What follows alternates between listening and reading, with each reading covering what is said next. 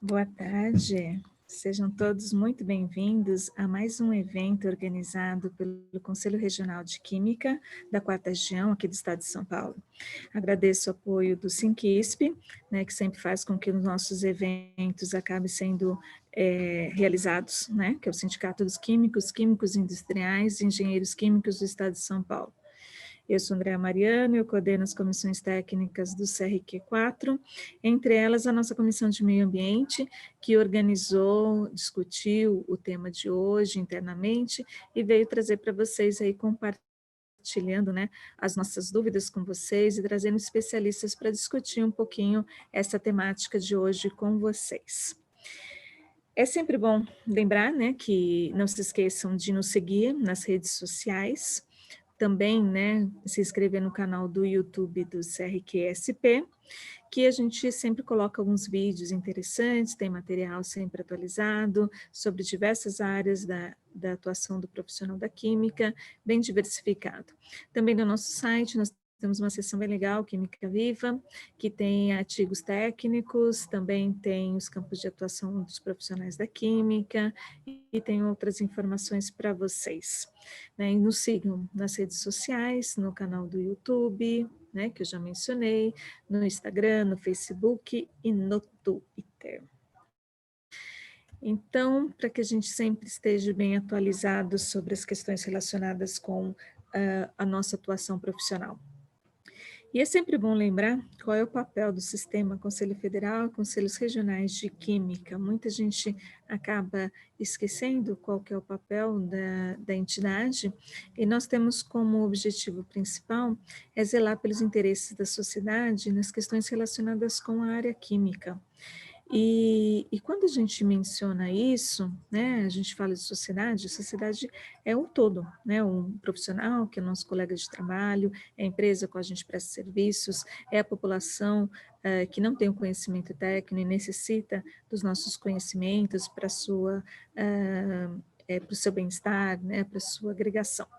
Então, com esse objetivo, com esse foco, com essa visão que o Conselho acaba direcionando suas atividades, foi aí que surgiu a questão de você realizar, né, de você montar grupos de trabalho que venham discutir temas que são muito específicos para alguns segmentos, né? Nós estamos falando do segmento químico. Quando nós falamos do segmento químico, ele é muito amplo, então, tem várias ramificações, vai desde até a indústria química propriamente dita, que fabrica os produtos químicos, até os produtos que são elaborados por processos, operações etárias, reações químicas envolvidas nele, né? Como também os serviços envolvendo a parte aí de meio ambiente, a parte navegando por esses setores. E como ela é muito ampla, o Conselho acaba pedindo aí o apoio, né, de profissionais que militam em determinados setores, para que venha e contribuam com nossas atividades, trazendo para a gente o que o mercado está discutindo, quais são os conhecimentos que os profissionais da química necessitam ter, e foi com esse intuito que o Conselho, né, de Química aqui da 4ª Região, ele criou, né, constituiu as suas comissões técnicas, né, e numa delas foi a nossa Comissão Técnica de Meio Ambiente. Ela foi constituída em 2005, né, e ela faz justamente isso, ela traz e discute um pouco mais a fundo as questões relacionadas com a parte ambiental. Por que isso é possível? Porque os profissionais que nos colaboram conosco nessa atividade, eles são profissionais que militam dentro da área, né, do setor específico. Então, nós temos dentro do grupo especialistas que são da área de águas, especialistas que são da área de resíduos, especialistas que são na área de remediação de solo. Então, nós temos diversas áreas dentro da área ambiental que nós temos nossos especialistas que acabam discutindo e trazendo esse tema à tona. E esse grupo faz justamente o aporte, né, ao nosso plenário, dando todo o suporte técnico nas questões envolvendo a parte de meio ambiente. então nos auxilia na questão quando se tem alguma consulta pública do setor, né? Ele faz também a elaboração de alguns materiais técnicos, esses materiais técnicos eles ficam disponíveis no site do Conselho, como é o caso, né, da Cartilha de Meio Ambiente, que ela foi publicada em 2008, a primeira versão, e foi revisada e editada em 2017. Nós temos também a Cartilha de Resíduos Sólidos, que ela foi lançada em 2015 e revisada e publicada em junho deste ano. Então, esses materiais, né, além de a gente colocar, a gente também atualiza. E é um material que ele pode ser baixado gratuitamente no site do Conselho, que é um material de apoio mesmo para auxiliar os profissionais que estão entrando na área, tem dúvida dentro do setor relacionado com a parte ambiental. Esse grupo também acaba discutindo alguns temas, né, que são de pertinência para que a gente possa desenvolver os profissionais que atuam, né, dentro do setor ambiental. Então, sempre traz assuntos e tanto para a realização de cursos, propriamente dito, ou como no evento de hoje, né, um assunto que a gente vai trazer em pauta na discussão.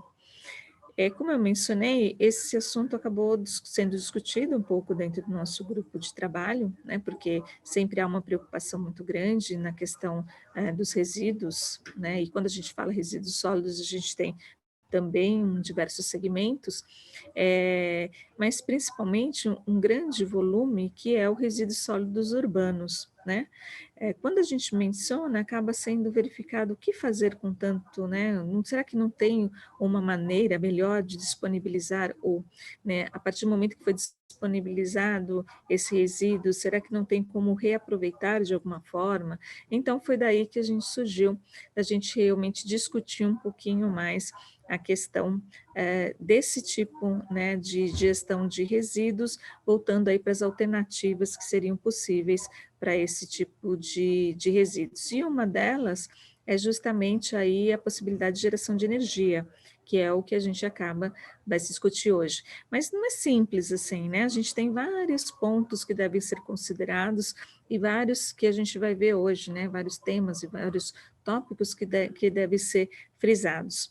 E aí nós fizemos o convite, então, que agradeço já de antemão a Margarete e a Márcia, né, que aceitaram esse desafio de conversar conosco, apresentando algumas tecnologias para esse fim, né, bem como, né, envolvendo aí os conceitos de economia circular e apresentando o que existe dentro da legislação, né, porque às vezes a gente tem boas ideias, mas não está sendo cerceado pela legislação, então a gente muitas vezes acaba esbarrando nos aspectos legais dos assuntos. Então, agradeço de antemão, como eu mencionei, a Márcia e a Margarete por ter aceito esse desafio. Agradeço o apoio de toda a Comissão de Meio Ambiente do CRQ4, ao Sinquisp, né, por sempre apoiar os nossos eventos, e é claro, a Sabrina, que está aí no nosso apoio, dando todo o suporte técnico para que o evento fosse realizado. Eu espero que todos vocês aproveitem bastante as informações que serão transmitidas, né, nessas 2 horas que nós vamos estar juntos. E agora chamo o Wagner Pedroso Miranda, que é o nosso colega aí da Comissão de Meio Ambiente, que é ele que vai conduzir aí as nossas atividades, né, nessa tarde. Tudo bem, Wagner? Como Tudo vai? Boa ótimo. tarde. Agora Boa teu tarde, microfone tá André. bom, tá tudo bem. Sim, com certeza, a gente ajustou, né? Então, legal, obrigado, André. Então tá, boa sorte aí, bom evento para todos. Estou aqui, vou estar escutando também e qualquer coisa é só chamar. Ok, Wagner? Ok. Obrigado, Andréa, pela introdução. Agradeço de antemão também a Sabrina, que está aí nos bastidores, ajudando no apoio para a gente. Antes de chamar a Margarete Pavan e a Márcia, é um prazer estar aqui moderando esse evento que vai falar sobre Waste to Energy, opções tecnológicas para resíduos sólidos urbanos, né? Um complemento interessante a ser,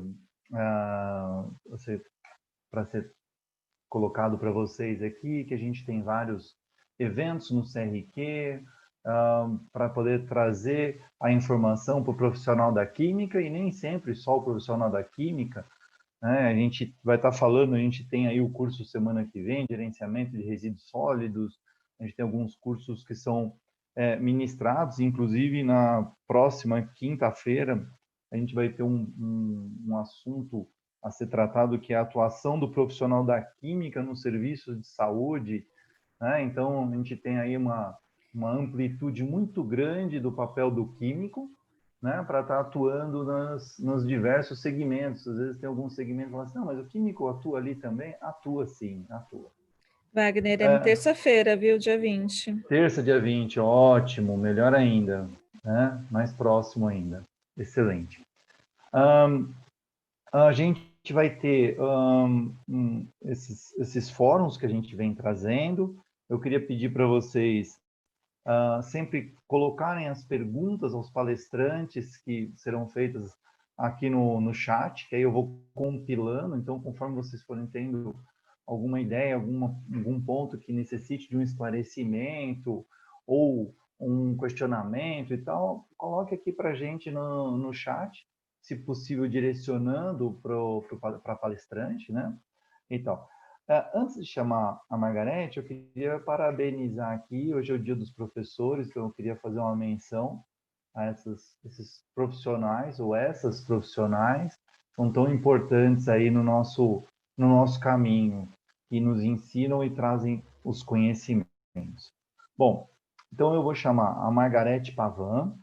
A Margarete, ela é pesquisadora na Universidade de São Paulo, possui doutorado em Energia e Meio Ambiente pela USP, mestrado em Ciências da Engenharia Ambiental, também pela USP. Ela é bacharel em Química. E suas áreas de atuação são energia e sustentabilidade, né? Dentre elas, a energia a partir de resíduos e modelos de negócios circulares. Então, Margarete, eu te chamo aqui para ficar junto com a gente, Margarete. Abriu a sua câmera, por favor.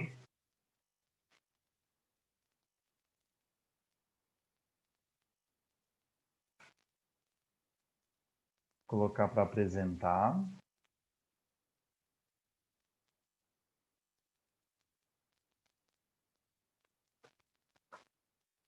Margarete faz também participação com a gente na Câmara Técnica de Meio Ambiente e se dispôs para dar essa palestra para a gente.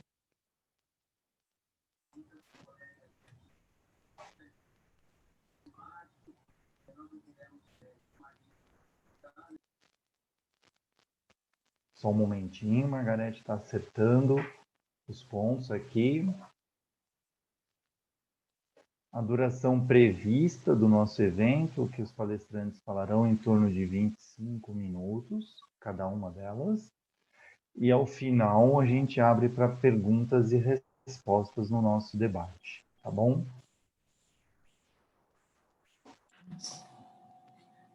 Agora sim, Margarete está com áudio. Vídeo. Oi, estou vendo você, Margarete. Estou te ouvindo. Já está compartilhado? Está tudo ok? Está compartilhado, precisa colocar no modo apresentação. Sim, ok. Perfeito. Então aqui eu deixo você. Boa sorte. Obrigado. Boa tarde a todos os participantes. Eu queria agradecer a presença e a participação de todos que estão aí participando desse debate, agradecer o convite da Andréia, do Wagner e da Comissão Técnica de Meio Ambiente. Bom, a gente vai falar sobre o Waste to Energy hoje. Eu vou aqui falar o que a gente preparou para hoje, a nossa agenda de hoje. Então, a gente começa com uma introdução sobre os desafios de resíduos. A gente contextualiza a questão de Waste to Energy dentro do conceito da economia circular. Depois, a gente parte para algumas tecnologias disponíveis, focadas em gestão de resíduos sólidos urbanos. Depois, a gente traz aspectos legais, vem para considerações finais e abre, então, para perguntas e respostas. Eu vou falar até tecnologias disponíveis e depois a Márcia Capellini, que também está aqui conosco, ela começa a falar sobre os aspectos legais. Eu queria começar dizendo que o século XXI é o século das cidades. A população mundial, em 1950, era de 746 milhões. Em 2017, 3,9 bilhões. A projeção para 2050 é de 9,7 bilhões. Pensando nisso, pensando que esses 9,7 bilhões projetados para 2050, 90% dessa população estará concentrado em cidades. E pensando nisso, como consequência, a geração de resíduos, estima-se que até 2050, por ano, se gere 3,5 bilhões de resíduos. Então, isso para dar a dimensão da problemática que a gente enfrenta com relação de resíduos sólidos. São problemas ambientais, né? Quando eu falo de ambientais, eu penso em contaminação de solos, contaminação de água, problemas econômicos, não só por conta de áreas que deixam de ser produtivas por contaminação, como também dos valores agregados nesses resíduos que vão ser enterrados, né? Também causam efeitos, problemas econômicos e sociais, por conta de pessoas que ainda vivem à margem, vivem de catação irregular dentro dos próprios lixões, causa, inclusive, problemas sanitários, que se agravam quando a gente está diante de problemas graves, como a gente está enfrentando agora.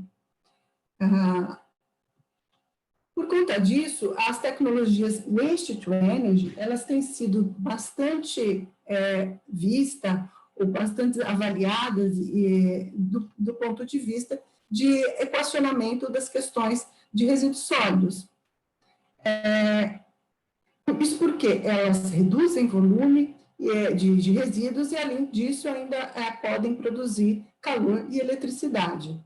Ou seja, resolvem dois problemas ao mesmo tempo. Equacionam a problemática de resíduos e ainda têm a oportunidade de oferecer a energia tão importante para o aumento da demanda, considerando o aumento populacional. Eu gostaria de frisar que o termo Waste to Energy, ele tem sido bastante associado à incineração. No entanto, esse termo é amplo, ele não abrange apenas incineração, e sim diferentes tipos de tecnologias que possibilitam a geração de energia e calor. E aí eu coloquei algumas aqui aplicáveis para resíduos sólidos urbanos para a gente discutir hoje. Incineração, coprocessamento, gestão anaeróbica de resíduos orgânicos, coleta de gás de aterro, gaseificação e pirólise. Dentro de um contexto da economia circular, é importante frisar que a aplicação das tecnologias Waste to Energy devem seguir uma hierarquia de resíduos, ou seja, as tecnologias do Waste to Energy, elas não devem competir com a redução e reuso e reciclagem de resíduos. Elas devem ser complementares aos resíduos não recicláveis. Eu coloco aqui uma hierarquia, um fluxograma de hierarquização de resíduos, tendo a prevenção como prioritário nesse processo, nessa gestão de resíduos, partindo depois para a preparação para reuso, dentro de um contexto da economia circular, dentro de um conceito que a gente pensa em sistemas de produção e consumo, em circuitos fechados, a gente pensa na prevenção, ou seja, não geração, depois preparação para reuso, como sendo, projetando produtos para que eles sejam compatíveis com o reaproveitamento e o reuso, ou seja, eles tenham capacidade de remontagem, peças mais fáceis de voltar à cadeia produtiva, enfim. E depois, então, a gente passa para a reciclagem. Eu coloquei aqui como exemplo de reciclagem, no caso de Waste to Energy, focando na questão da digestão anaeróbica, que ela vai agregar valor aos resíduos, do ponto de vista de produção de energia, e ainda assim produzir o digestato, que ele é um composto que pode ser agregado ao solo, ou seja, ele vai fechando o ciclo de materiais, o ciclo biológico aí. Uma outra alternativa seria a incineração, né? Depois com recuperação de calor, já quase no fim da cadeia, pensando aí em tecnologias que proporcionam uma alta recuperação de energia. E, por fim, a recuperação em aterro sanitário, né, que seria a última opção.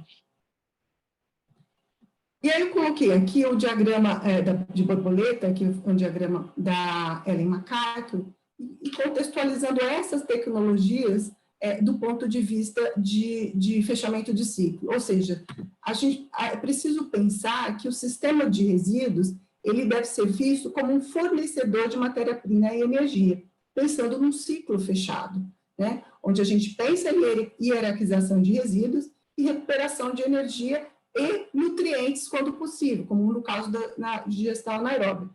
E aí, atuando dentro do ciclo tecnológico, que é o lado azul do diagrama, e o ciclo biológico, que é o lado representado pelo lado verde do diagrama de borboleta. E a coleta de gás de aterro como uma última opção. Então, eu gostaria também de falar que a transformação de resíduos em energia, ela representa um novo nível de complexidade num cenário já desafiador, né? E aí, trazendo para o contexto do Brasil, a gente enfrenta questões de poder calorífico baixo, de mudança sazonal na composição de lixo, de prática ilimitada de segregação de resíduos na fonte. Essas tecnologias, elas são aplicáveis, muitas vezes, a determinados fluxos de resíduos, com funções e características diferentes, típicas daquele fluxo de resíduo. E sua aplicação deve ser avaliada num contexto local, isso falando sobre escala, quantidade de resíduo local, isso tudo precisa ser avaliado na escolha da tecnologia. Por isso que eu coloquei, primeiramente, que realmente uma complexidade e é desafiador do ponto de vista de instalação dessa tecnologia, sobretudo em países em desenvolvimento. Eu começo falando sobre a incineração. A incineração, como eu falei, é a que mais associada à tecnologia Waste to Energy, sendo que não é a única. Ela consiste no processo de queima controlada de resíduos que ocorre dentro dos incineradores, né? O que ela implica? Em redução de volume e ela torna os produtos quimicamente inertes. Acontece uma combustão autotérmica. Que é essa combustão autotérmica? Ela não precisa de um combustível auxiliar. Ocorre em uma temperatura alta, de 850 a 1.400 graus, e por conta disso, ocorre uma recuperação de energia, com produção de calor e eletricidade. Em processos de cogeração, a eficiência chega a mais de 80% para a produção de eletricidade, por exemplo. E ela implica também na produção de cinza, escórias.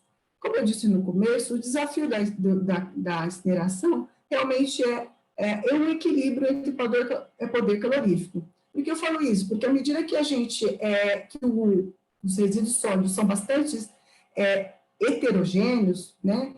Eles não, como no caso do Brasil, poucos, aí a gente tem uma segregação, uma taxa de segregação na fonte baixa, esses resíduos chegam misturados. O que acontece? Isso, quando eu vou fazer a queima, eu tenho um poder calorífico mais baixo, né? O que implica com uma menor geração de energia elétrica, por exemplo.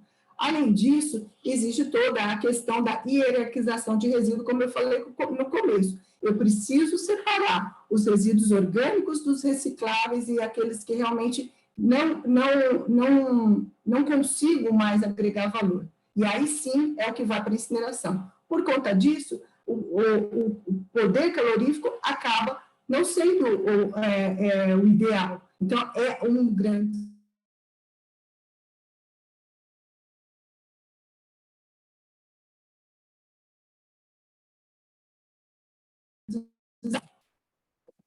Passei aqui, voltando. Eu trouxe aqui um desenho esquemático sobre os quatro componentes do processo de incineração, que seria a entrega de resíduo, representada aqui pelo número 1, depois, aonde acontece efetivamente a incineração, né, que é representada pelo número 6, e onde ocorre a lavagem de gases e a recuperação de energia propriamente.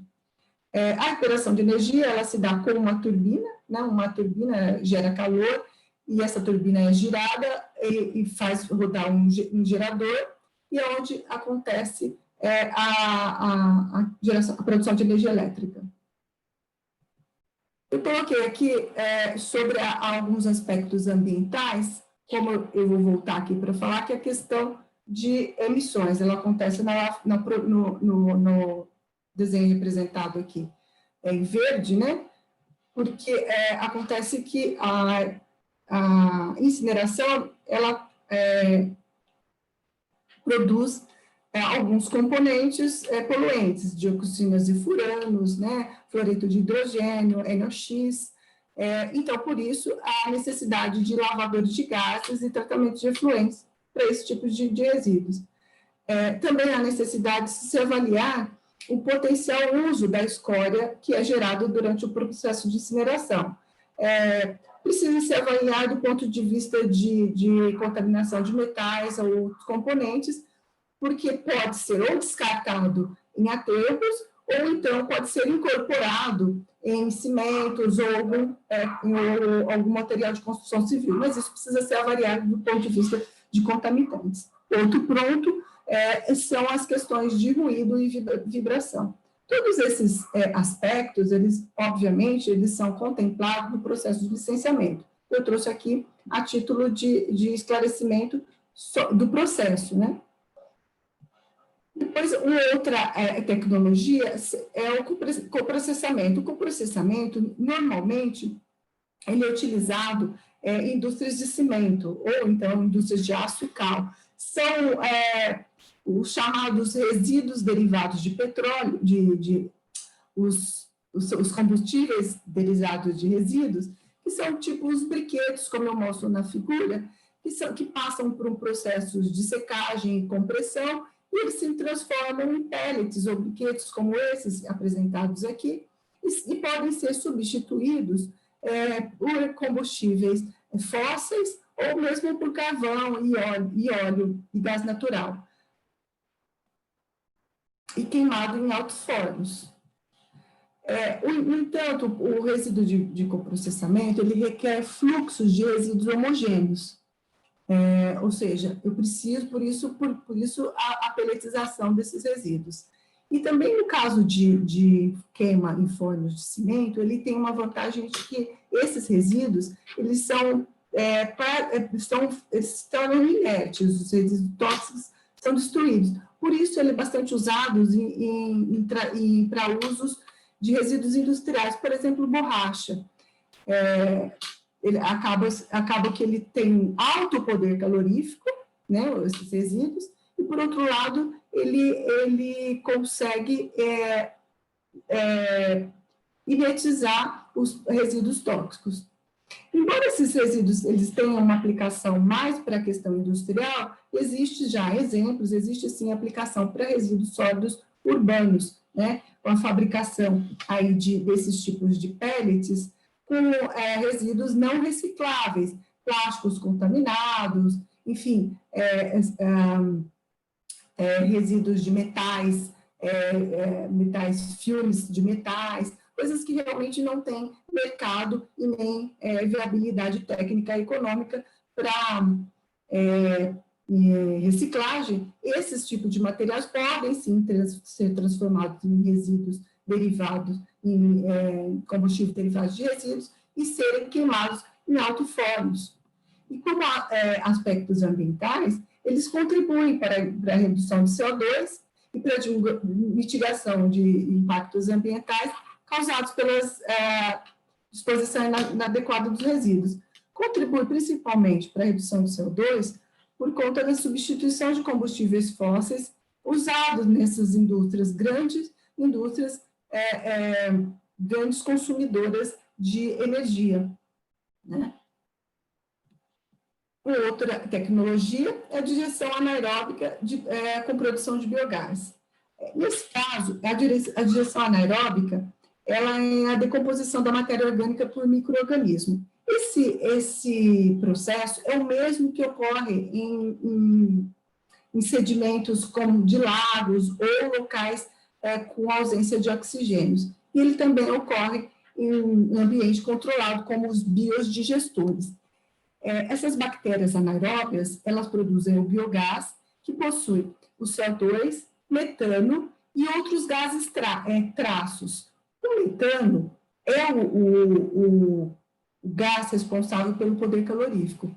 A depender do tipo de matéria orgânica que se faz a biodigestão, a quantidade de metano vai variar de 50% a 75%. Ou depende também das condições, obviamente, anaeróbicas do biodigestor. Ela tem a direção anaeróbica, ela já é antiga e eu recentemente tenho recebido aí bastante atenção aqui no Brasil, inclusive para tratamento da própria vinhaça, né, produzida aí para o setor sucroenergético, né. Entretanto, ela pode ser utilizado por qualquer tipo de resíduo orgânico. Existem, inclusive, opções do codigestão, onde se colocam diferentes tipos de resíduos e, inclusive, se melhora o desempenho dessa produção de metano. E aí são vários os tipos de biodigestores, né? E eles são classificados aí, né, pelo tipo de alimentação, que pode ser batelado ou contínuo, pela temperatura que ele trabalha e das bactérias, como as bactérias estão acondicionadas, né, o tipo de bactéria, a faixa de temperatura, e pelo tipo de reator, que pode ser reator de fluxo contínuo, reator de fluxo ascendente ou reator ácido. E também pelos estágios, pode ser 1, 2, 3 estágios, a depender do tipo de matéria-prima, que coloca o tipo de biomassa, a necessidade de um pré-tratamento, então se fala em mais de um estágio, né? Faça um tipo de preparo da matéria-prima, isso tudo pensando em otimização da produção de metano. Eu coloco aqui 2 exemplos, né? Fazendo aqui um desenho esquemático, onde, para entendimento desse processo de codigestão, no caso aqui, né, representado aqui pela número 1 e 2, colocando aí diferentes tipos de matéria orgânica, incluindo aí dejetos de animais e outras plantações e outros tipos de resíduos orgânicos, fazendo uma espécie de pré-tratamento, certo? E aí isso indo para um digestor anaeróbico. A partir do processo de biodigestão, que vai variar em tempo, em função de temperatura, tipo de matéria e tipo de biodigestor, ele vai produzir o digestato. O digestato é um subproduto desse processo. O digestato, eu posso dizer que é um reestabilizado, ou seja, eu posso aplicá-lo, inclusive, em plantações. E ele devolve aí, ele ajuda aí nessa composição do solo, devolvendo fósforo e nitrogênio para o solo. E depois disso, esse gás produzido no biodigestor, ele passa, então, por um processo de purificação, a depender do uso final. Se for por um combustível veicular, ele vai passar por um processo de descarbonização, que eu vou elevar o metano a quase 99%, e depois, ou então, se for para o uso em energia elétrica, por exemplo, eu vou tirar o enxofre, vou tirar a água e posso utilizar em motores ou então em turbinas. Então, falando um pouco do uso e do processo de digestão anaeróbica aí, para biogás. Então, como eu falei, ele está associado aí a vários benefícios ambientais, sanitários e climáticos. Ambientais, como eu disse, ele ele reduz os impactos, as emissões de CO2 por conta do uso energético do metano. Ele melhora as condições sanitárias porque ele estabiliza né? No caso dos dejetos, por exemplo, ele estabiliza essa matéria orgânica e possibilita a aplicação em culturas. E, como eu falei, a questão climática, à medida que ele diminui emissões de CO2 e substitui fonte de combustível fóssil. Como eu disse também, sobre o desestato, que pode ser utilizado como fertilizante orgânico, substituindo aí fertilizantes minerais que têm um impacto na extração. E aí agora eu falo sobre recuperação de gás de aterro. E antes de começar a falar sobre essa tecnologia, eu gostaria de falar que essa tecnologia, ela é aplicada e deve ser aplicada para aqueles aterros existentes. Ou seja, ninguém vai... ela é vista como uma maneira de mitigação de gases já emitidos pelos aterros. O que acontece?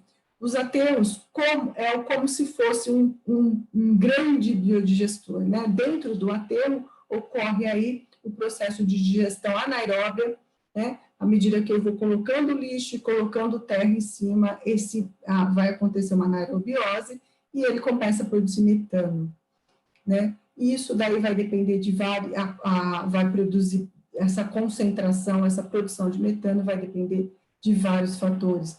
Tipo de resíduo, grau de compactação dos resíduos no aterro, altura das camadas desse aterro, né? A quantidade de água, o índice pluviométrico daquela região e o clima daquela região. E várias técnicas de captura de metano, né? E eu coloco aqui um desenho esquemático mostrando aqui a massa do aterro e essas técnicas, esses tubos pipeline, utilizado para que o aterro, o metano possa ser capturado do aterro. E aqui é um desenho esquemático e aqui é num aterro na Inglaterra, né, onde são colocados aí os tubos, e aqui é um gerador, né? É bastante parecido o processo com o processo de biodigestão que ocorre em biodigestor, porém esse é um aterro enorme, gigantesco, então as questões técnicas são diferenciadas nesse sentido, mas a questão da anaerobiose é muito similar.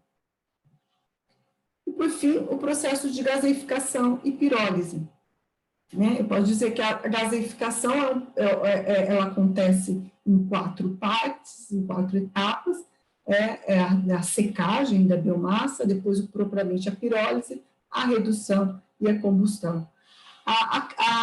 Tanto a gaseificação quanto a pirólise, elas acontecem em um gaseificador, né? E com temperatura altas, sendo que a gaseificação é em torno de 700 a 1.300 graus, e a pirólise, relativamente à gaseificação, ela acontece numa faixa de temperatura menor. Os produtos dessa técnica da gaseificação e da pirólise são um gás de síntese, no caso da gaseificação, né, que ele pode, inclusive, ser sintetizado para a produção de metanol e hidrogênio, e o óleo de pirólise, que ele substitui o combustível, né, é um hidrocarboneto. E nesse ponto, os benefícios, né, ambientais e técnicos aí da gaseificação seria a substituição de combustíveis fósseis aí, com redução na emissão de CO2 por conta dessa substituição, a própria questão de valorização dos resíduos, né, na produção de metanol e hidrogênio e outros componentes possíveis pelo gás de síntese, e a questão de produção de carvão, que pode ser utilizado, né, em usinas de energia ou cimento, ou produção de cimento, que são intensivas em geração de energia. Vale falar sobre o processo de gaseificação e pirólise, que são tecnologias caras, são tecnologias que estão, sim, desenvolvidas, mas para resíduos sólidos, apesar de tecnicamente ser possível, por conta da necessidade de se estabelecer um fluxo e do preço elevado da própria tecnologia, da necessidade de mão de obra bastante especializada, essas tecnologias ainda não têm sido aplicadas para resíduos sólidos urbanos. Bom, eu paro aqui a parte sobre tecnologias e passo a palavra para a Márcia Capellini, que vai falar, contextualizar essas tecnologias, essas questões de waste to energy, sobre um panorama de legislação. Margarete, muito obrigado pela sua explicação, pela aula que a gente teve aqui sobre como tratar os nossos resíduos e aí como trazer essas informações para dentro do nosso sistema. Eu anotei várias perguntas aqui, prepare-se, tenho muitas perguntas aqui para fazer para você, uma listinha aqui, né? Quero agradecer aí a sua brilhante apresentação, trouxe bastante informação aqui para a gente. Antes de chamar a Márcia, eu quero lembrar vocês aí que podem fazer as suas perguntas direcionando para a apresentadora, para a palestrante aqui, um tema complexo, né, que a gente está num momento aí de implantação. Lembrando, mais uma vez, parabenizando aí o Dia dos Professores, né? Temos aqui duas professoras que estão dando uma aula para a gente aqui, muito legal, e as outras. Então, eu vou apresentar aqui a Márcia Capellini, ela possui doutorado em Ciências da Engenharia Ambiental pela USP, mestrado em Hidráulica e Saneamento e graduação em Engenharia de Produção Mecânica pela USP também. Possui experiência no setor público em planejamento e gestão de resíduos e no setor privado em projetos de licenciamento de unidades de tratamento e disposição de resíduos. Tem atuação muito forte na gestão de resíduos e licenciamento ambiental. Então, eu agradeço a sua presença aqui, Márcia, imensamente. Né? Já vi que o seu áudio está legal, vou acompanhar aqui o seu início, tá bom? Tá bom, deixa eu compartilhar aqui a tela. E boa sorte na apresentação. Obrigada. Aqui. Sempre esse início tem aquele acertinho. Tá legal? Tá aparecendo a tela? Tá sim, precisa só colocar no modo apresentação. Tá, então eu vou deixar, vou sair da apresentação, mas eu fico aqui no background, qualquer coisa que precisar. Agora acho que foi, né? Boa sorte. Gente, inicialmente, muito boa tarde a todos, muito obrigada pelo convite. Tá sendo uma aula para mim também, a Margarete é a especialista nas tecnologias, eu achei bem interessante também. Mas então, a Margarete, ela apresentou as alternativas tecnológicas existentes, seus principais aspectos, né, técnicos, a questão dos benefícios de cada tecnologia, as dificuldades de implantação e suas interfaces com o meio ambiente, né? Então, nós vamos ver agora qual que é a base legal que nós temos aqui no Brasil, que dão subsídios para a implantação dessas tecnologias e que também dão alguns condicionamentos, né? Como a gente está falando aqui, é uma questão muito complexa. Né? Então, nós temos um amplo arcabouço legal em meio ambiente no Brasil que vai ter que ser considerado na implantação de projetos de recuperação de energia por meio de resíduos, do Waste to Energy. Mas falando especificamente de resíduos sólidos, nós temos a Lei 12.305 de 2010, que é a Política Nacional de Resíduos Sólidos, que é um marco legal que dá as diretrizes e gerenciamentos de resíduos sólidos no Brasil. E como nós estamos falando aqui de resíduos sólidos urbanos, nós temos que considerar também a Lei 11.445 de 2007, que é a Política Nacional de Saneamento Básico, uma vez que os serviços de limpeza urbana, né, onde os resíduos sólidos urbanos estão inseridos, é uma das dimensões do saneamento básico. E essa lei ela foi recentemente alterada em vários vários requisitos de regulação, de prestação de serviço, de exigência de sustentabilidade econômico-financeira pela Lei 14.026, que ficou conhecida como o novo marco de saneamento. Bom, então, só voltando à Política Nacional de Resíduos Sólidos, que, como eu disse, é o principal marco e que dá as diretrizes para a gestão e gerenciamento de resíduos sólidos, vamos ver como que ela conceitua alguns termos, né, que são pertinentes à nossa abordagem aqui. Como que ela conceitua, então, os resíduos sólidos urbanos? Ela classifica esses resíduos pela origem como aqueles provenientes dos domicílios, os resíduos domiciliares e os resíduos de limpeza pública, que são os resíduos de varrição, de limpeza de logradouros públicos e de outros serviços de limpeza.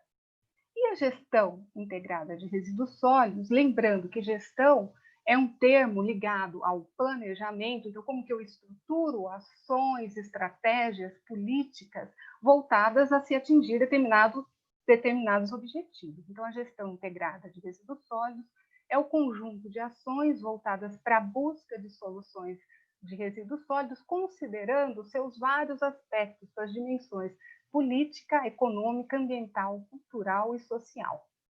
E o gerenciamento de resíduos sólidos, lembrando que gerenciamento também é um conceito ligado a planejamento, mas já de uma estruturação de ações e estratégias voltadas à execução de serviços, então gerenciamento de resíduos sólidos como um conjunto de ações exercidas direta ou indiretamente nas etapas de coleta, transporte, transbordo, tratamento e destinação final ambientalmente adequada dos resíduos e disposição ambientalmente adequada dos rejeitos. Aqui, a política já traz um conceito que é muito importante. Ela diferenciou rejeito de resíduos sólidos.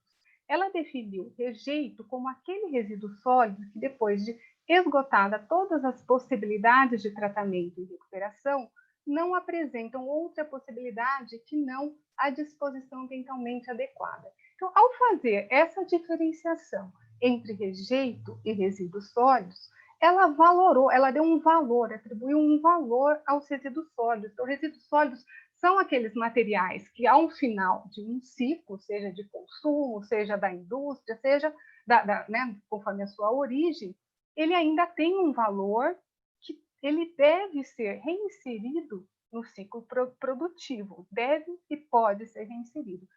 Já então, a gente observa que, embora o termo de economia circular ele não tivesse formalmente presente na Política Nacional de Resíduos Sólidos, os seus conceitos já estavam presentes nessa lei. E outra coisa importante, né, da gente observar aqui é que esse gerenciamento dos resíduos sólidos ele deve ser feito de acordo com o Plano Municipal de Gestão Integrada de Resíduos Sólidos. Os planos de gestão de resíduos, eles são um dos instrumentos, né, eles são instrumentos da Política Nacional de Resíduos, um dos principais instrumentos é quando a gente está falando de um planejamento, de uma gestão. E é no Plano Municipal de Gestão Integrada, justamente, que aquelas estratégias e ações elas vão ser efetivamente implantadas. É nesse plano onde se define quais tecnologias você vai usar, como é a forma de segregação, quais são as suas metas, né? Nesse nível da gestão. E a Lei 11.445, ela atribui a titularidade por esses serviços relacionados aos resíduos sólidos urbanos, aos municípios, considerando, então, como um serviço de interesse local, aos municípios e ao Distrito Federal. Mas nós tivemos uma alteração também nessa titularidade, que foi trazido pelo novo marco de licenciamento, que diz que, no caso de interesses comuns em regiões metropolitanas, aglomerações urbanas e micro-regiões, que forem instituídas por leis estaduais e que compartilhem interesses comuns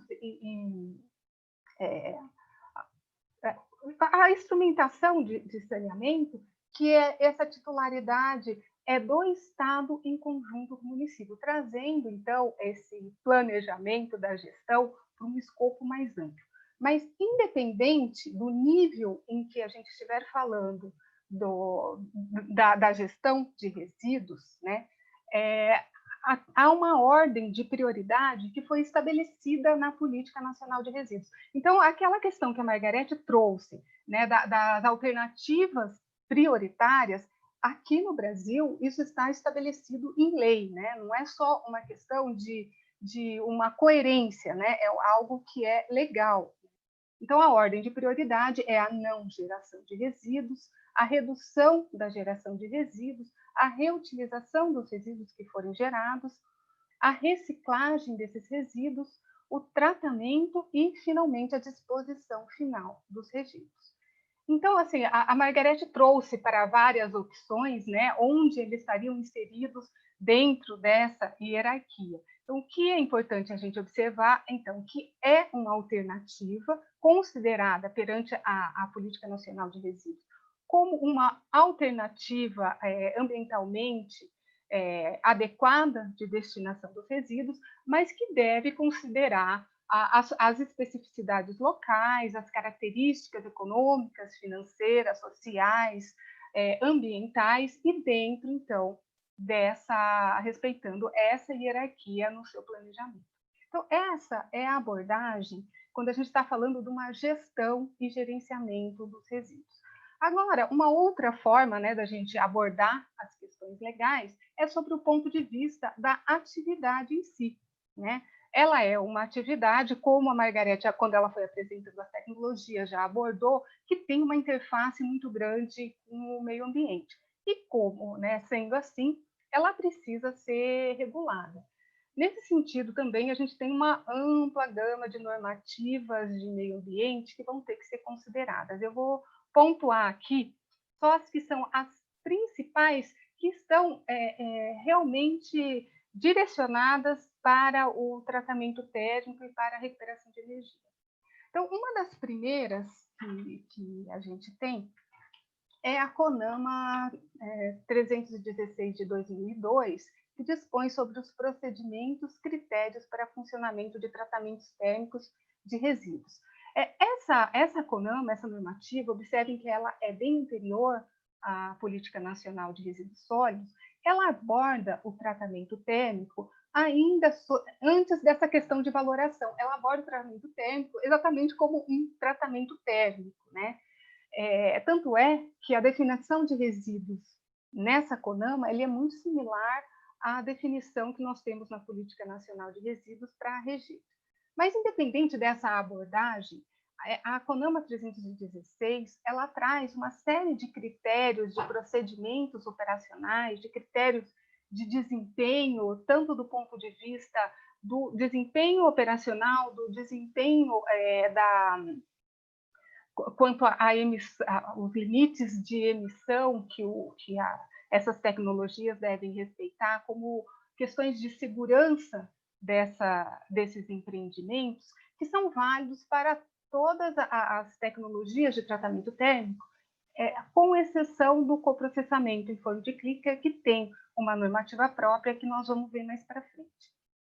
Ela é geral para vários tipos de resíduos passíveis de serem tratados termicamente, mas para o caso do RSU, ela coloca como condicionante que antes do encaminhamento para o tratamento térmico deve ser precedido de um programa de segregação para fins de reciclagem e aproveitamento, conforme estabelecido nos planos municipais, e com metas progressivas a cada biênio, começando de 6% de separação no primeiro biênio, aumentando progressivamente, chegando a um mínimo de 30% no quinto biênio. Então, a gente já observa que é bem antes da Política Nacional de Resíduos, bem antes desse conceito de economia circular estar sedimentado aqui no Brasil, já havia essa preocupação. Então, ela dá também alguns critérios para licenciamento das unidades de tratamento térmico.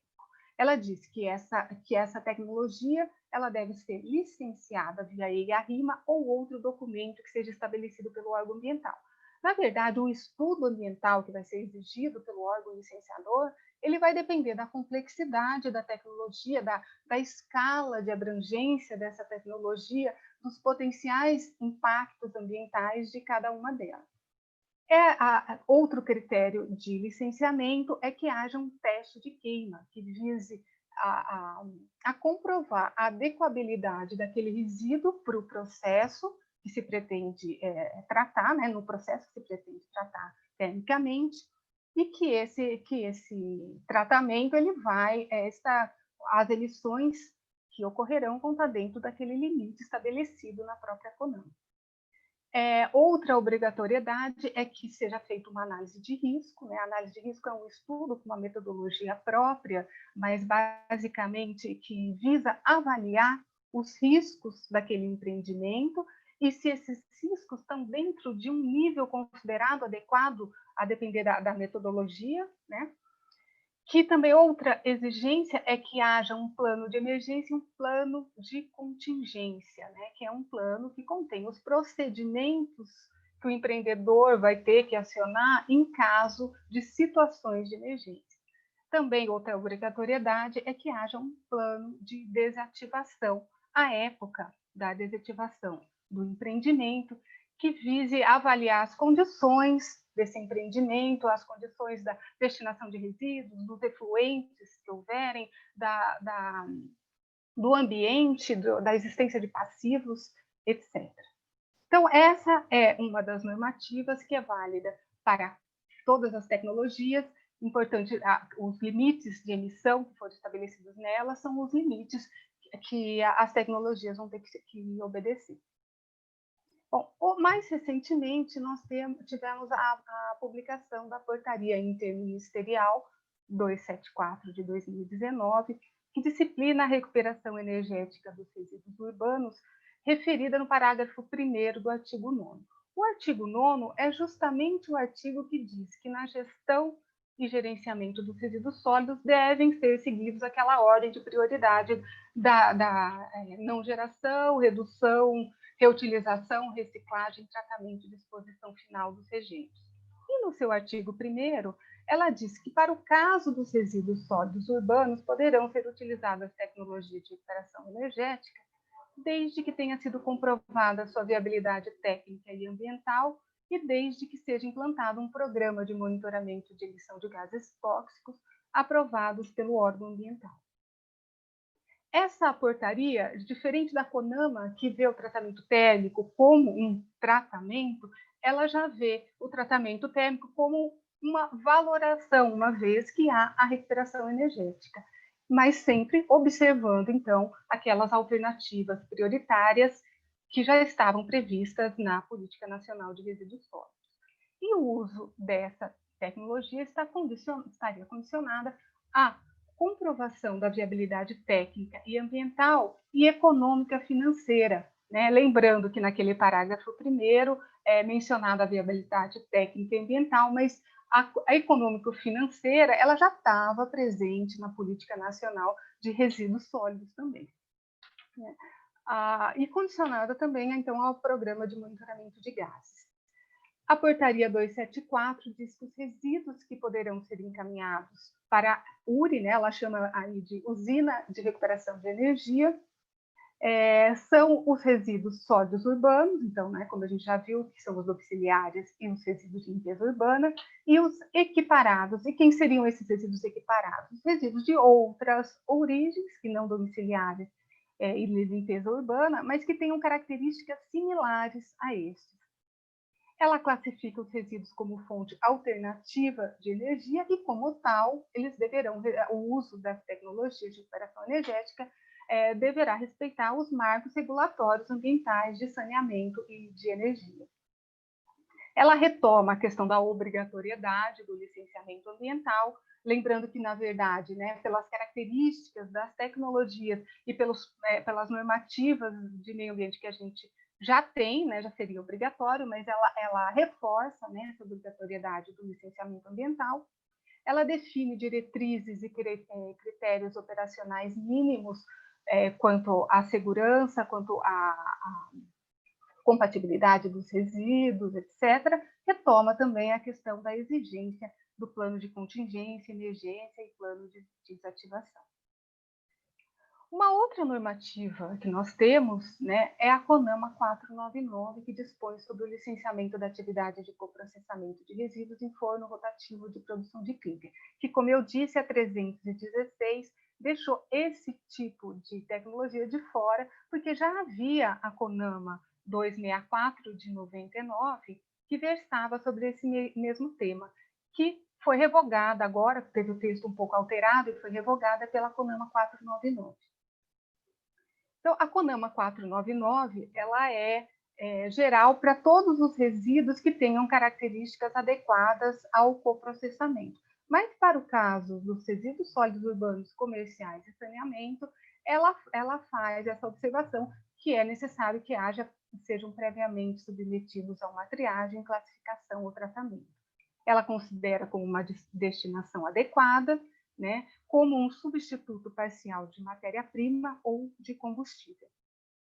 No caso de substitutos de matéria-prima, desde que apresentem características similares às matérias-primas comumente utilizadas e desde que eles não seja agregado contaminantes ao produto final, ao cimento, ou que não seja agregado impactos ambientais adicionais.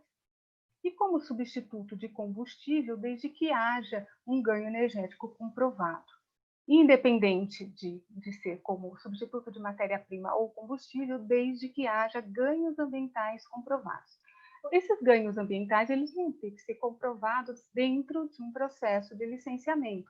Mas a CONAMA 499, ela cita alguns exemplos do que seriam esses ganhos ambientais, né? Que é redução de emissão de gases poluentes, redução de emissão de gases de efeito estufa, redução da necessidade de exposição final dos resíduos.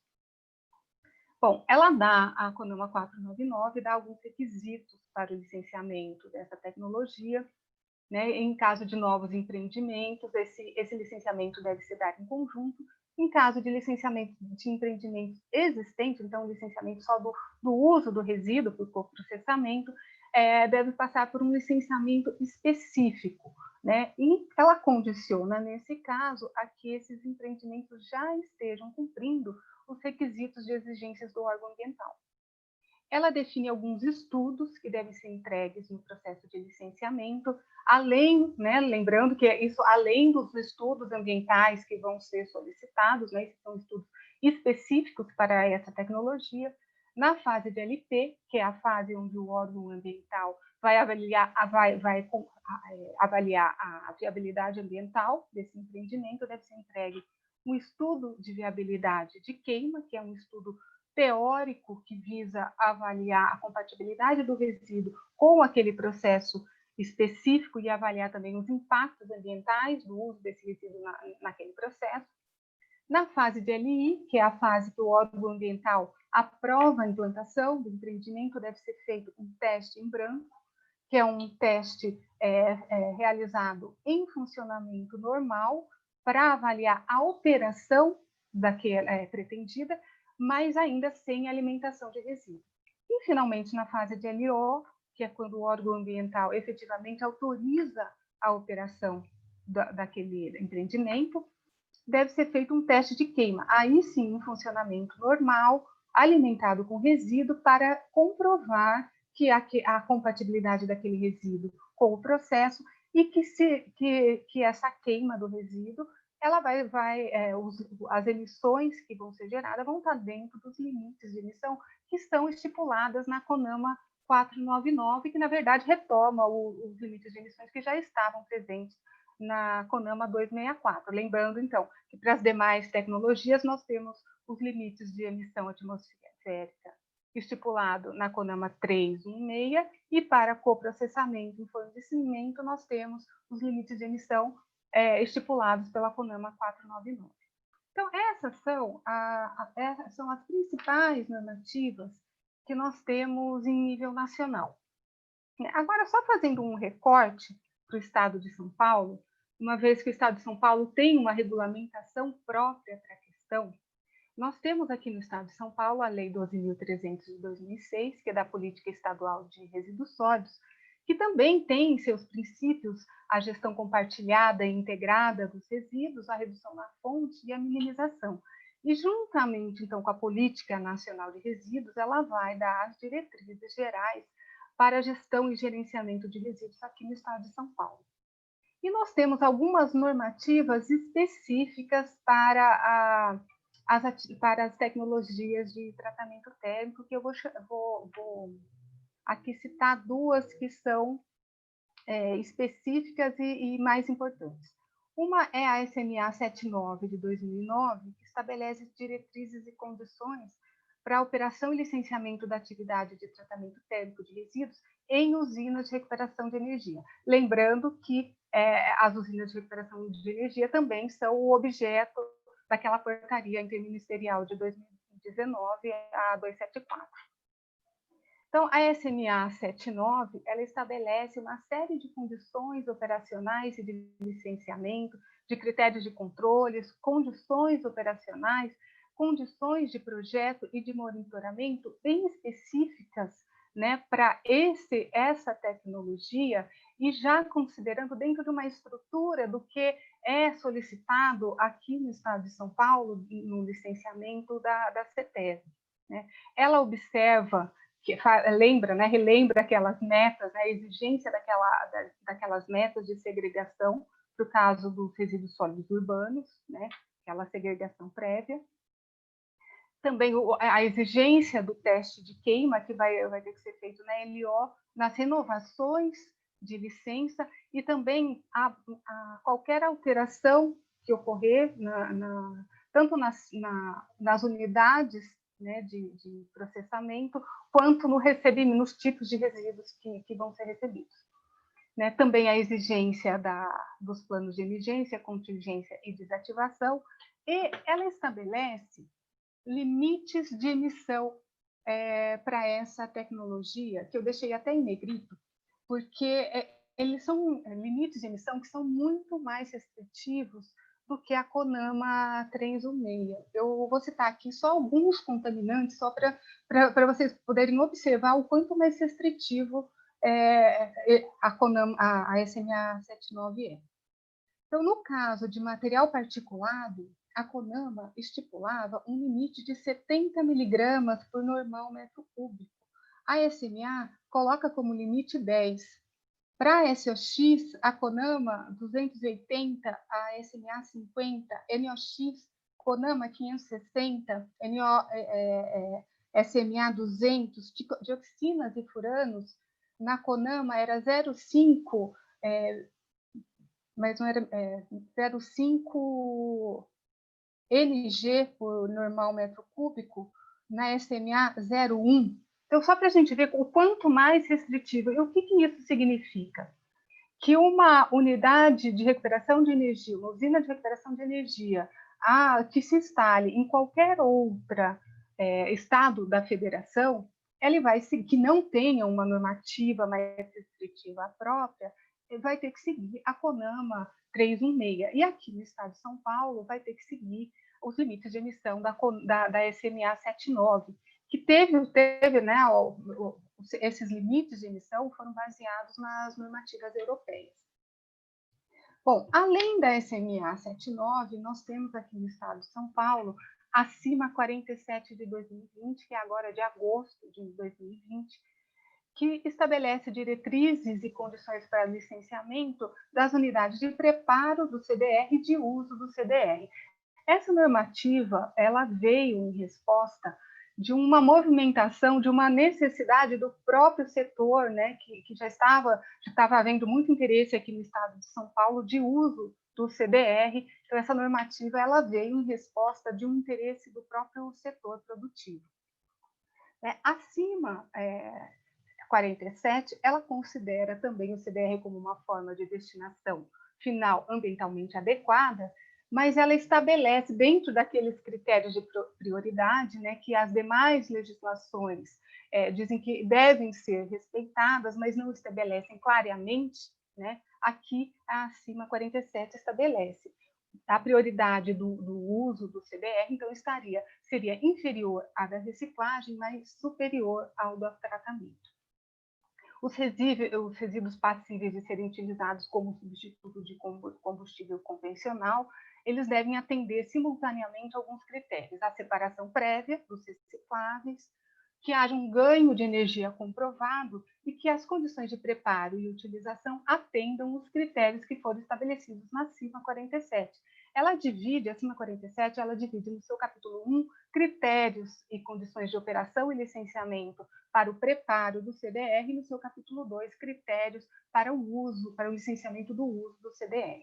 Quanto ao preparo, ela diz que poderão ser utilizados os RSUs e equiparados, que a gente já viu que é, os resíduos industriais, os resíduos gerados nas estações de tratamento de esgoto e estação de tratamento de água, que estão listados no anexo 1 da CIMA 47. E outros que não estejam listados, mas que tenham características similares a esses listados, e nesse caso o uso vai ter que ser avaliado caso a caso perante a CETESB.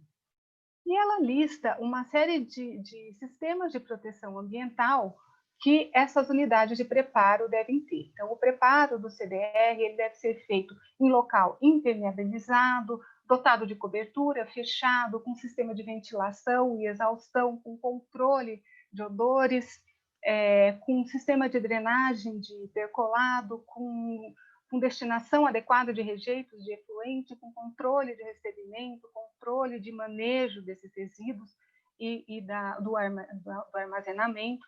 Lembrando que para ser um resíduo adequado ao uso para preparação de CDR, né, ele tem que ser um resíduo que tem um alto poder calorífico, né, e demanda, então, uma série de cuidados no seu manejo e armazenamento.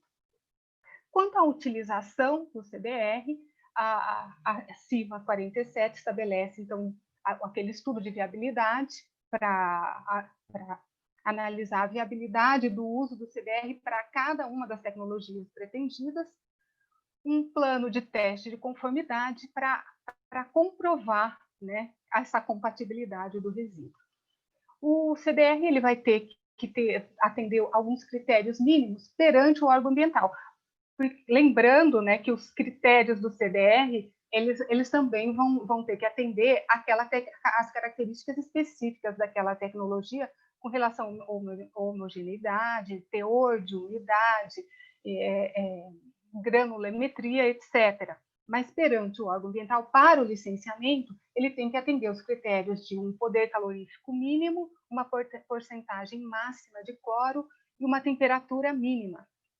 Que a CIMA 47, ela estipula para cada uma das tecnologias. Eu vou citar só como exemplo, né, no caso do uso do CDR em caldeira, o PCI mínimo tem que ser de 2.300 quilocalorias por quilo, tem que ter uma porcentagem máxima de cloro de 0,3 a 0,6, a depender da vazão do gás, e uma temperatura mínima de 500 a 550 também, a depender da vazão do gás.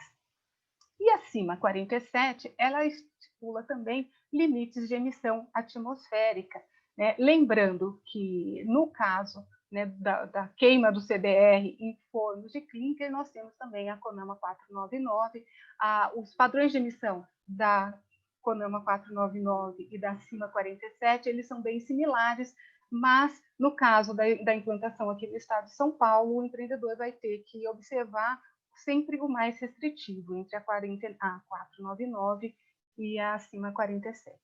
Bom, esses eram, então, as principais normativas, né, que eram importantes a gente comentar aqui para o nosso tema, né, para o nosso tema. E, então, só para finalizar, a gente viu que há uma série de alternativas tecnológicas de waste-to-energy, né? Ela é considerada uma destinação ambientalmente adequada, há um suporte legal para isso, mas também ela ela deve estar dentro de um contexto, né? Ela deve estar dentro de um contexto de um planejamento, de uma gestão que considerem aquela hierarquia, né, de prioridades de gestão da não geração, da redução, reutilização, reciclagem, tratamento e disposição, e ela deve estar contemplada dentro do plano de gestão municipal, gestão integrada de resíduos sólidos. Gente, a Margarete, acho que quer acrescentar alguma coisa quanto a essa conclusão, senão a gente se abre Eu não às acho perguntas. Márcia, só acrescentar realmente que, acho que durante a minha apresentação e a sua, a gente procurou falar que o Waste Wellness não resolve o problema sozinho, né? Ela tem que ser incorporada, Ela tem um contexto. integrada, ela está dentro de um contexto, não é Sim. achar que ela resolve o problema de resíduo, mas enfatizar a questão da complexidade aí, tanto do resíduo como da aplicação das tecnologias. Sim. Ah, legal. Que bom. Márcia, muito obrigado por mais essa aula, muito legal aí a tua explanação sobre a situação legal aí das leis, principais enfoques aí, o parque temático nosso de legislação para implantação. Muito obrigado, foi excelente.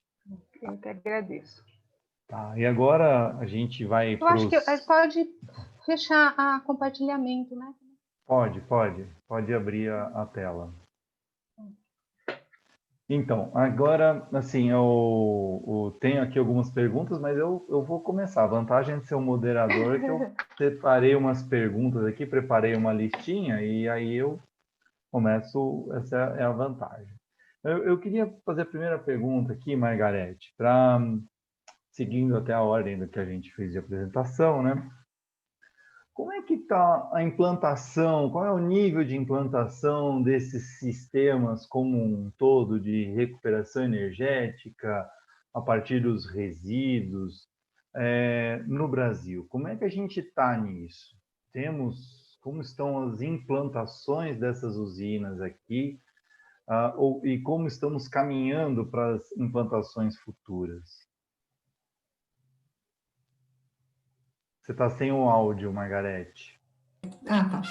Então, como a gente colocou, a gente tem diferentes tecnologias. O Brasil, como o tamanho que é, né, um país aí continental, também as realidades são diferentes. Então, o que a gente vê são vários projetos aparecendo e diferentes tipos.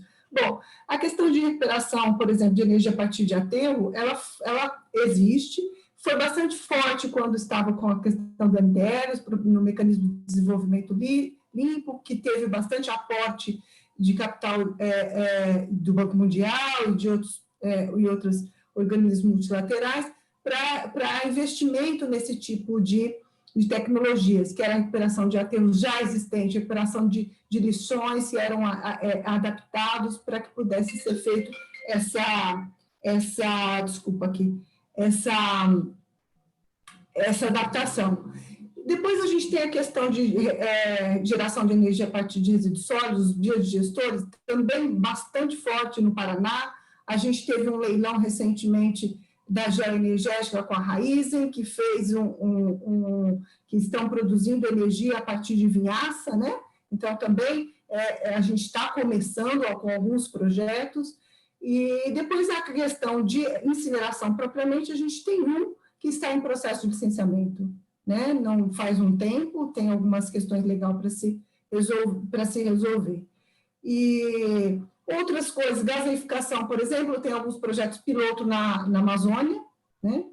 Enfim, são projetos, vamos dizer, pulverizados. Em grande escala, a gente tem mais, são os aterros, o aterro Bandeirantes, por exemplo, né? Que chegou a produzir 25 mega de energia. Enfim, realmente é um cenário que está, vamos dizer, cada vez mais em ascensão, né? E eu digo principalmente pelo conta das questões de resíduos sólidos, aproveitamento de dejetos suínos, bovinos, isso também está bastante forte. Excelente, muito bom.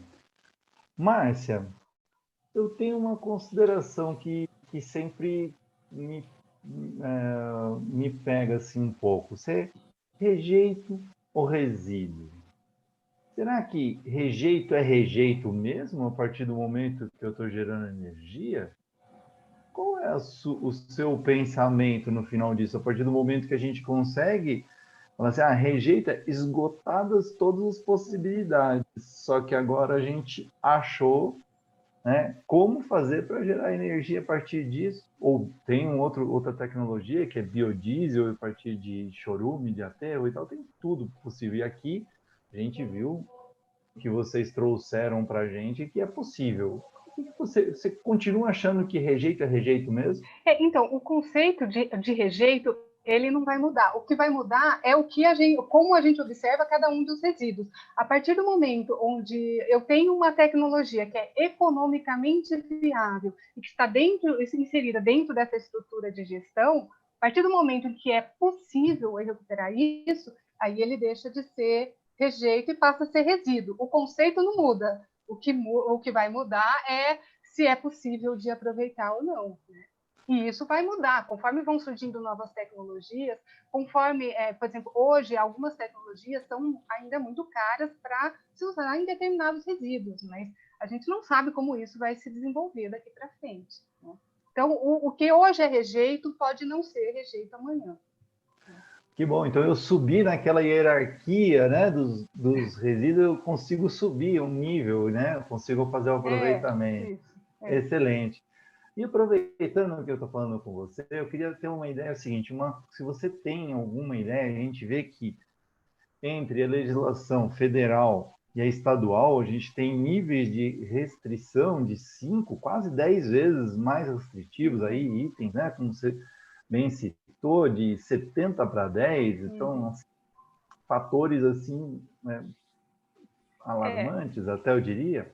Como que você tem um ponto de vista sobre como que é essa legislação, né, comparativa federal, estadual e o mundo? Você tem, assim, que a gente tem usinas lá no Japão, a gente tem esse tipo.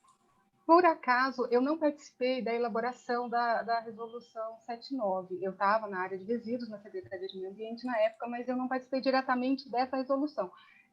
Mas eu acompanhei algumas das discussões. O Estado de São Paulo, ele tende a ser mais restritivo na legislação ambiental, né? Ele tende a seguir os padrões normativas da Europa, né, às vezes dos Estados Unidos. Isso é uma tendência aqui do Estado de São Paulo para todas as áreas relacionadas ao meio ambiente. E nessa época, né, eu acompanhei a discussão interna lá dentro da SMA e foi realmente usada a norma europeia, foi se baseado na norma alemã. Né? Havia um protocolo de cooperação, né, entre o governo alemão e o governo do Estado de São Paulo, e essa resolução foi feita dentro desse escopo de discussão, né, vários técnicos da Secretaria, da CETESB foram para a Alemanha acompanhar o que estava sendo instalado lá. No Japão, eu não tenho conhecimento, talvez a Margarete tenha. A ligação maior era com a Europa mesmo. Não, mas o que eu citei do exemplo é como você já traçou um comparativo, então, assim, em relação à Europa, porque, assim, quem ouve fala assim, puxa, o Brasil é tão mais restritivo. Não, nós estamos acompanhando quem já tem essas usinas implantadas há algum tempo, ou não seguimos o mesmo padrão. Né? Então, é uma tendência aqui no Estado de São Paulo de ser mais restritivo com relação às normas ambientais, tanto é padrão de qualidade do ar, etc. Né? É uma tendência aqui no Estado de São Paulo. Excelente, muito bom. Margarete, como que eu faço sobre essas tecnologias para resíduos sólidos urbanos, pensando nesse viés, em pequenas cidades? Eu consigo implantar um sistema de incineração quando eu penso em regiões amazônicas e tal, que tem uma característica do lixo mais úmido? Eu consigo esse tipo de implantação? Então, Wagner, a incineração, ela precisa de uma escala. Então, para pequenas cidades, não é a tecnologia mais adequada, né? A gente pensa já em cidades acima de 500 mil ou mais, né? Para pequena escala, a gente precisa avaliar outros tipos de tecnologia. Para pequenas cidades, né, a gente avalia aí questões de separação, obviamente, né? E as digestões anaeróbias, né? que são mais adaptadas aí para pequenas escalas, já que os biogestores eles têm de pequenas escalas, de grandes e pequenas dificuldades, complexidades, são de custo mais barato, né? Então, realmente precisa se adaptar. Em especial para a região amazônica, a mesma coisa, né? A gente não pensa numa incineração, porque não faz lá, realmente é uma questão de umidade, né? Inclusive lá eu conheci um projeto piloto de gaseificação, um pequeno gaseificador, muito pequeno, que substituía para produção de óleo e combustível. Como eles usam isso para óleo e combustível, eles utilizavam próprio casca de árvores para poder usar em gaseificação e substituir óleo e combustíveis. Mas são em pequenas escalas, nunca é possível um tipo de incinerador numa região como não é muito difícil. Então, isso é uma incineração indicada para São Paulo, enfim, cidade, metrópolis. Né? Tá. Eu vou aproveitar e emendar, como você citou aí, as pequenas cidades, os conceitos. O Yuri fez uma pergunta de por que a gestão anaeróbia não é amplamente difundida. Assim, essa é a percepção dele aqui no contexto. Você vê que esse mecanismo seria porque não é difundido ou é pouco conhecido ou pouco divulgado? O que o que você entende sobre isso? Olha, Yuri, eu falo para você que eu me faço essa mesma pergunta. Por que não? Porque o grande impasse, né, realmente é eu estou falando agora de resíduos sólidos urbanos, tá? O grande impasse é realmente a segregação, porque não adianta, as bactérias não aceitam desaforo, não adianta querer colocar outras coisas juntas, contaminação, elas não trabalham, não adianta. Então, realmente precisa de uma separação. E a gente sabe que ainda tem um gargalo nessa separação. Agora, falando para outros tipos de resíduos, para outros fluxos de resíduos, por exemplo, no setor agropecuário, bovinocultura, isso já vem crescendo. Agora, falta, sim, acho que conhecimento ainda por parte dos agricultores, falta ver os benefícios, falta entender mais do negócio, porque às vezes os pequenos agricultores acham que aquilo não é meu negócio. Né? Então, acho que é um pouco mais se arriscar, né? Mas tem crescido. Agora, realmente, a questão de resíduos sólidos urbanos se bate no problema de separação. Interessante, muito bom. Márcia, tem uma pergunta do Leslie aqui, que fez a seguinte pergunta: como as cooperativas de reciclagem atuam na logística reversa de São Paulo? E eu acho que isso não só São Paulo, né, mas já eles podem dispor de equipamentos para um pré-tratamento químico desses resíduos.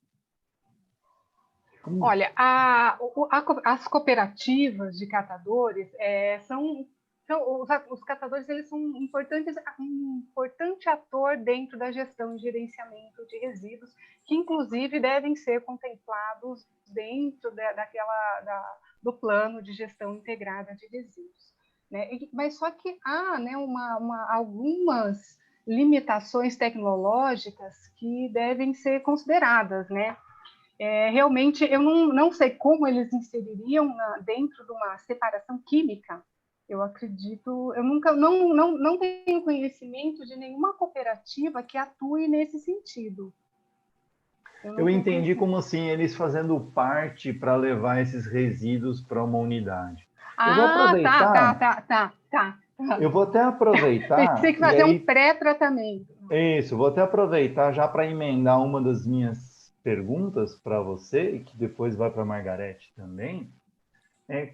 Existe uma concorrência entre os dois sistemas? Imagine o seguinte, que eu tenho um interesse, quando eu tenho uma usina de geração de energia, eu como gestor da usina, eu tenho interesse no poder calorífico mais elevado. Então, plástico, papel é interessante dentro do meu forno. Só que papel e plástico, em tese, deveria estar junto com os catadores.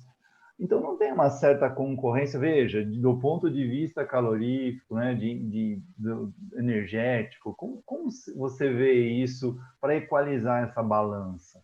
Então, para equalizar essa balança, a gente tem que pensar no objetivo, no que está na lei. Isso deve estar dentro de um plano de gestão. Então, é dentro desse plano de gestão de resíduos que vão ser estipulados as formas de manejo. E tem lá, claramente, um critério de prioridade que deve ser seguido, né? Então, não há, assim, do ponto de vista do empreendedor, né, a gente pode pensar que é mais interessante para ele que um poder calorífico, obviamente, para dar viabilidade para o seu empreendimento. Mas, do ponto de vista da gestão, né, onde você vai selecionar as alternativas, isso deve ter estruturado dentro de uma cadeia. Eu acho que, assim, quando a gente olha só por um aspecto, dá uma falsa impressão de que é um ou outro, né? Mas quando você pensa num termo mais amplo, que é de uma gestão, de uma busca para uma solução, e lembrando que o titular do serviço é o poder público, que é quem vai definir, né, para onde vai ser encaminhado, eu acho que essas coisas se equalizam, né? Elas se equalizam. E também a gente tem que observar que assim a separação prévia, a gente observa em outros locais onde há uma separação prévia dos resíduos, que você tem que pensar, então, na escala depois dessa tecnologia, né? Dos resíduos que vão sobrar dessa reciclagem, da escala depois que vai ter essa tecnologia. Eu acho que daí, nessa escala, a Margarete pode abordar melhor. Então, Margarete, você Não, pode eu acho que, complementar? não, eu acho que esse realmente é um ponto como a Márcia falou, é a questão, a gente precisa seguir. Primeiro, a questão legal, né? A gente, isso vai estar contemplado, inclusive, em licenciamento, né? Quando a gente pensa em tecnologia. Então, isso daí já fica claro, inclusive, para o empreendedor, né? Então, é uma questão vamos dizer, que se tem que assumir por questões legais dentro daquele país. E a outra coisa, que aí eu vou falar pelo longo prazo, não se sustenta, porque a gente vive essa tendência, né, de uma economia realmente pensando numa economia circular. Não adianta a gente queimar e depois a gente não ter que fazer a extração dos recursos novamente. Né? Então, o que a gente tem que fazer? A ideia, realmente, é que os resíduos funcionem como fornecedores de matéria-prima e agreguem valor a esse resíduo. O que vai acontecer? Isso daí, no longo prazo, a gente vai entendendo que os valores estão mais nos resíduos do que na queima. Né? Então, realmente, a queima vai ser aquilo que não se tem aproveitamento ou viabilidade técnica e econômica para isso. Então, dentro desse contexto de gestão, né, que é onde dentro do contexto de gestão. Onde se define as alternativas, né, focando naquele objetivo. Né? E focando na questão de licenciamento, enfim, a gente tem isso tudo. Eu gostei dessa sua fala aí, onde você diz que o valor maior está no resíduo reciclável extraído. Acho que esse é um ponto que ele equaliza aquela balança ou mostra o potencial. Sim. E aí, aproveitando, Margarete, tem uma pergunta aqui do João Garcia sobre a possibilidade de incineração do lodo de ET. Se você vê isso como viável ou você, assim, essa pergunta dele eu aproveito para falar assim, qual seria o melhor método para isso? Sim, desculpa, e o nome dele de novo? É o João Garcia. João Garcia, tecnicamente é viável, João Garcia. O que acontece é que a gente precisa de energia para evaporar esse lodo, para que ele chegue com uma umidade que seja possível a incineração. Agora, tecnicamente é possível. Existem estudos aí que fazem uma secagem com pouca energia, utilizando aquecimento solar, e é possível. Então, esse balanço é que tem que ser avaliado. Esse balanço energético para ver se a sobrevivibilidade, porque tecnicamente é possível, sim. Tá bom, excelente. Acho que a gente já está com o tempo avançado aqui, né? Então, indo já para os nossos finalmente, quero agradecer a todos, a todas que participaram com a gente. Eu vou começar pela Márcia e depois para a Margarete. A gente está num fórum no Conselho Regional de Química, onde eu agradeço novamente a participação de todos os nossos participantes aqui. E Márcia, assim, eu gostaria que você fizesse sua consideração final e incluísse um conselho para quem está nos assistindo sobre o mercado, sobre como você enxerga isso no futuro, né? Porque nós temos pessoas temos professores universitários assistindo, temos profissionais da química, e como você enxerga isso daqui para frente para esses profissionais e as suas considerações finais? Bom, gente, primeiro, né, agradecendo novamente, né, a oportunidade, né, desse fórum, né, está sendo bem legal. Nós vamos ter que ver cada vez mais as coisas integradas, né? Cada vez mais a gestão do resíduo como uma coisa integrada, dentro desse conceito de economia circular. Então, para os novos, né, que estão entrando, os pesquisadores, eu acho que os resíduos, nesse sentido, não só para quem é gestor, mas para quem está mais ligado à tecnologia, ele tem um amplo ainda possibilidades de estudos, de tecnologias para serem avaliadas, aprofundadas. Eu acho que aqui no Brasil ainda tem um campo bem grande, né, de aplicabilidade de tecnologias, né, não só estou falando só de tecnologias de tratamento térmico, mas de tecnologias voltadas para a busca de soluções em resíduos sólidos. E para isso vai se precisar dessa experiência de vários tipos de profissionais, né? A questão do resíduo tem uma interface muito grande com o profissional da área de química. Eu acho que é uma ampla perspectiva aí de futuro para os novos que estão ingressando. Legal, muito obrigado. Margarete, suas considerações finais, o seu conselho para o profissional que pode ser novato ou não tão novato assim, que às vezes está enxergando esse perfil, esse trabalho nessa área. Bom, eu também queria deixar uma mensagem otimista aí. Eu acho que realmente é um campo bastante vasto, é um campo que demanda mão de obra, é um campo assim que está cada vez mais se desenvolvendo em função, inclusive, pela conscientização das pessoas, que essa questão de que não adianta mais a gente fechar os olhos e falar precisamos para tratar a questão de resíduos. E não só isso, a gente tratar a questão de escassez de resíduos, de escassez de recursos. Então, aliar esses dois componentes, eu acho que é um campo bastante vasto para o profissional de química. Então, eu deixo uma mensagem de otimismo e, assim, que a pessoa, que aqueles que estão nos ouvindo, que olhe dentro daquilo que a gente explanou, algo que se identifique e que, se tiver vontade de explorar, que tem bastante campo mesmo. Então, tá bom. Então, assim, eu agradeço imensamente sua participação, Margarete, a participação da Márcia, quero deixar um abração para vocês aqui, que se sentir abraçado nesse momento de pandemia é mais difícil, então agradeço a vocês, agradeço a Andréia, a Sabrina que estão aqui.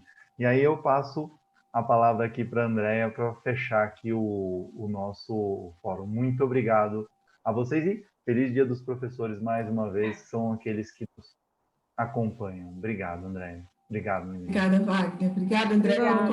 Imagina, gente. Nossa, eu que tenho que agradecer em nome do Conselho, em nome da Comissão, né, de Meio Ambiente. Agradeço você, Wagner, pela condução dos trabalhos, a Márcia por se disponibilizar, a Margarete, né, por tudo, não só por esse evento, mas por toda a parceria sempre que está conosco.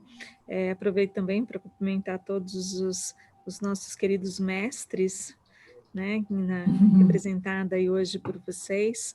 O Wagner também ministra alguns cursos, então também entra nesse hall, né, dos nossos mestres, e que realmente, né, fazem da nossa vida momentos especiais, né? Nós não seríamos nada se não tivéssemos, né, tido grandes mestres ao longo do caminho, né? Então, gente, eu queria agradecer a todos, né? Acho que foi uma troca muito importante. Esse bate-papo foi mais um bate-papo, e foi uma troca mesmo de informações. É um mercado que eu acho que tem muito ainda a ser desenvolvido, muito ainda para a gente conversar, para a gente trazer à tona, né? Desmistificar também, né? Tem gente que acha que isso resolve todos os problemas, tem outras pessoas que acham que isso não pega nem a pontinha do iceberg. Então, eu acho que a gente tem que galgar mesmo aí para que a gente sempre tenha melhorias, né? A gente sempre faça o desenvolvimento para que a gente tenha ótimos comportamentos. Obrigada a todos os participantes, a vocês todos que ficaram aqui conosco, né? Um forte abraço a todos e nos vemos no próximo evento. Eu coloquei para vocês, se vocês puderem do evento, colocar sugestões de novos temas, é bem legal para a gente, porque isso contribui muito, né? É de lá que a gente acaba pegando muitas sugestões aí do que desenvolver, do que trabalhar, do que trazer de discussão, né, com os profissionais, trazendo especialistas que vão discutir um pouquinho conosco. Um forte abraço a todos vocês, uma boa final de tarde, né, agora, e esperamos em breve poder aí estar com momentos mais presenciais, talvez, né? Vamos ver aí como as coisas caminham. Ok? Um forte abraço, muito obrigada a todos. Obrigada. Obrigado. Obrigada, boa tarde.